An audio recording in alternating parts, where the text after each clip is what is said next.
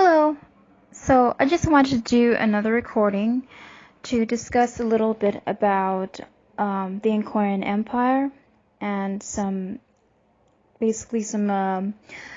knowledge passed down by the ancient Kruths and Nagas that entered the Angkorean Empire and taught the Khmais some of the passages and knowledge from the Sanskrits by the Enochs or emissaries of the Nagas in the Lemurian and Sumerian Empire. So what I want to discuss is the planets that are taught basically in the Sanskrits that the Khmais adapted into their knowledge for use of readings and zodiac signs. The planets in Khmer are also counterparts of the planetary solar systems of the Babylonian, Lemurian, Sumerian, Greek, Rome, and Hindu gods and goddesses, counterparts, or so to speak. So, starting from the planet of the sun planet in Khmer is called Odut. The Mercury planet is called Put. The Venus planet is called Sok. The moon is called Jan. The earth is called Droni or Panday. The Mars is called Ankia, which is where Angkor is derived from the Lord Enki, who created us. And Angkor is also Lord Enki's abode. Jupiter is Braha. Saturn is Sao, which is my dad's name. Uranus is Prakra. Neptune is Neptune. And then Pluto is Plutong. Those are the 12 planets in the Cambodian language in Khmer that was utilized in the Angkorean Empire.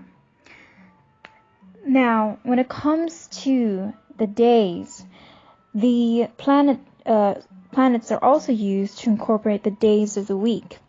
And it also signifies chakra colors that the Khmais used for each day when they dress up to worship the planetary solar system, the gods, goddess, and the 7 chakras.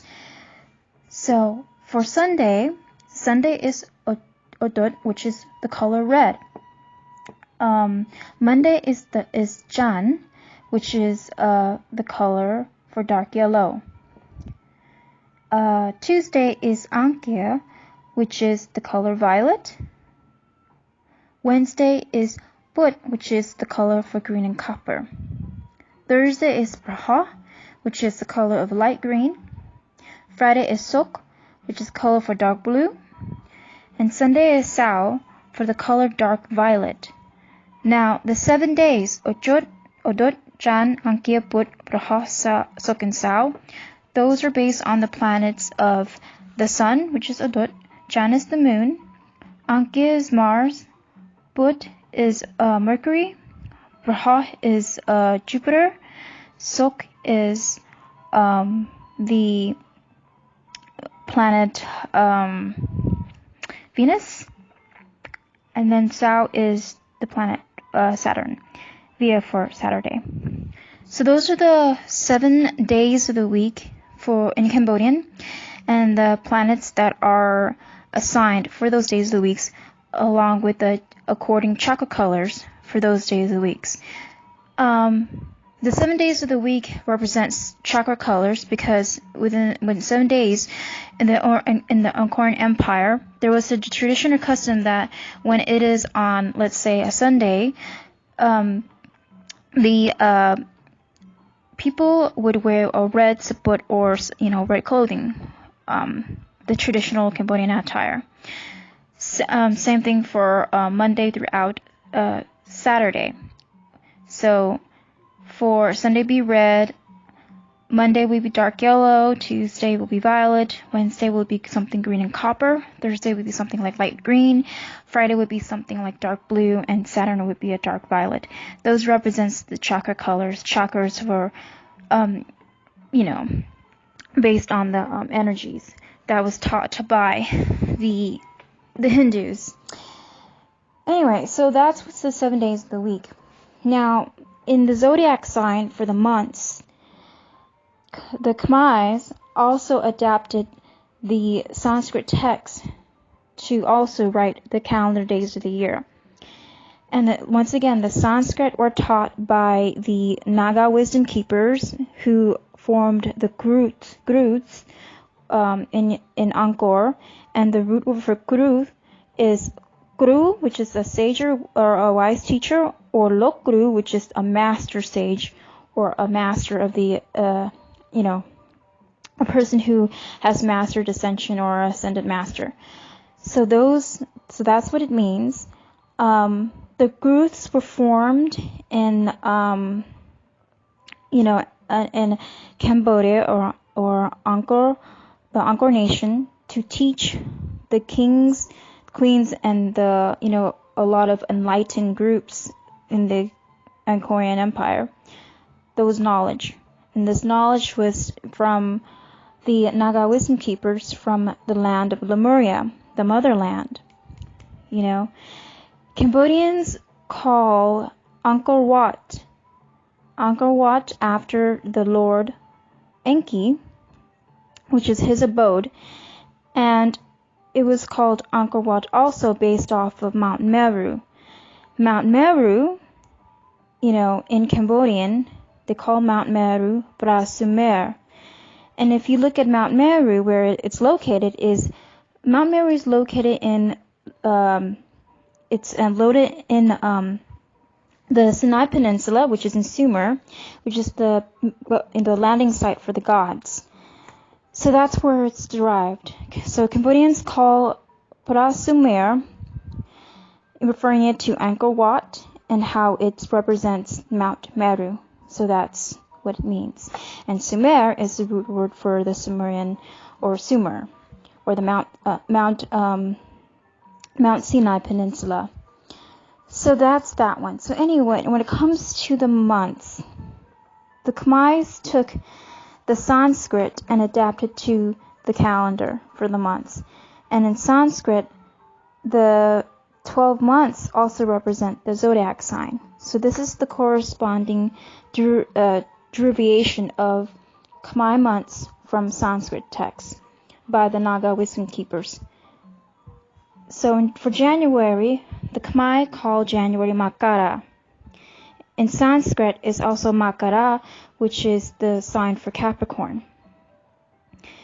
February is Kumbha in Khmer, and in Sanskrit it's Kumbha, which is for Aquarius. For March in Khmer, Menia is the word, and Sanskrit is Mina for Pisces. April in Khmer is Mesa, and in Sanskrit is also Mesa, and it's for Aries. May in Khmer is called Usapia, and then in Sanskrit is Vrishsa for Taurus.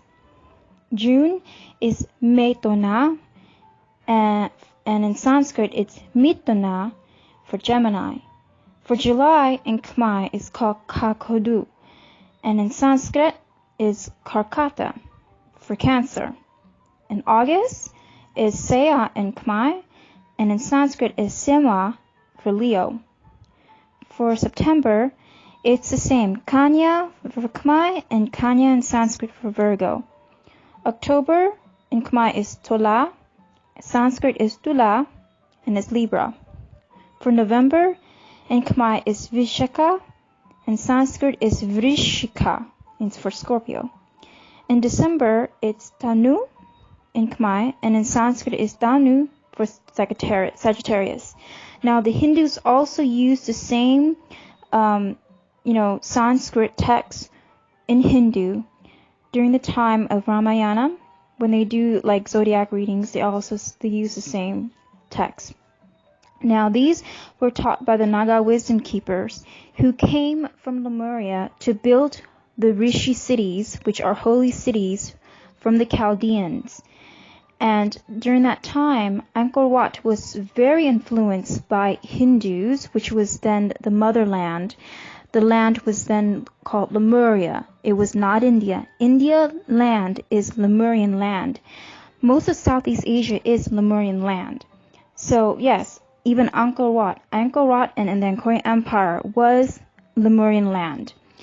So the Khmais were called Kambuja by the Hindus, and the Lemurians, they were called Kambuja, and the land was called Kambuja.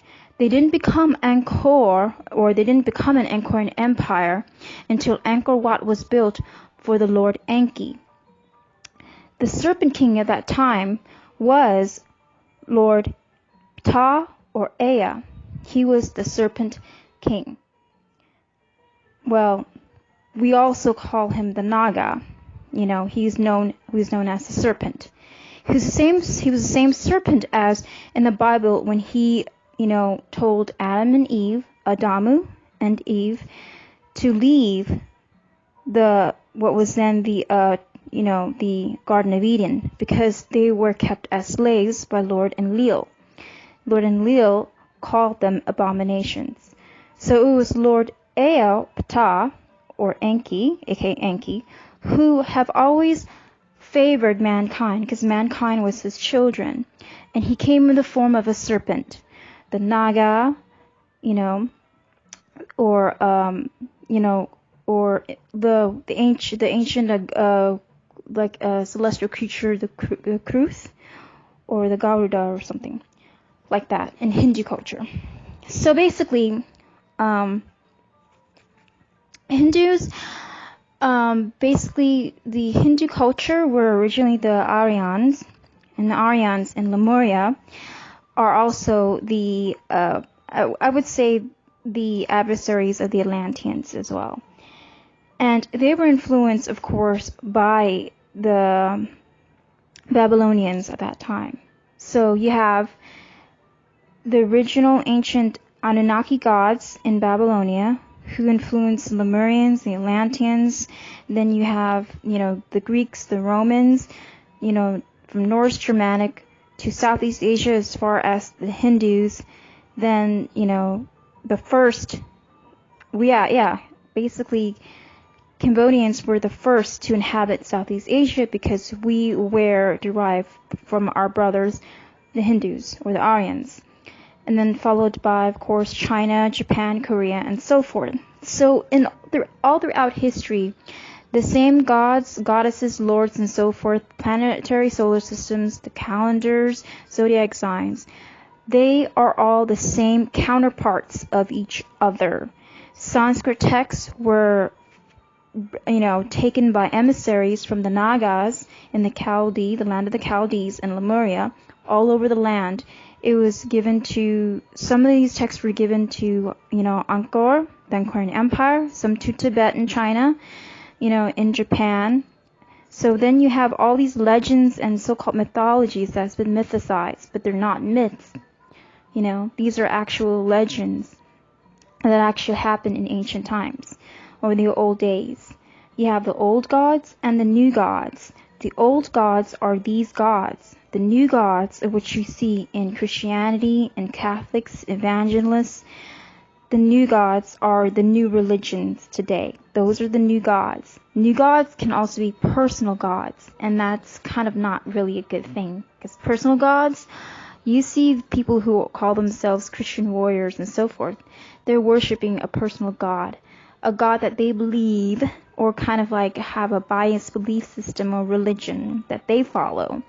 And it's so just, you know what I mean? They like to convert people. Those are the new religions and the new gods. Now, there's that plus the difference between a movement. A movement would be like, something new like the Neo-Pagans, Wiccans, who honor, the nature gods. There's no specific actual gods that they form. Just they honor. It's just everything in nature. So, anyway, that's what I would like to discuss for the Khmer Angkorean Empire and the planetary systems, the days, and the zodiac signs, and a little bit of Cambodian history and where things are derived. Hope you enjoyed this audio, and hopefully I'll make another one that has more knowledge and wisdom that I can impart. So have a nice day. Bye.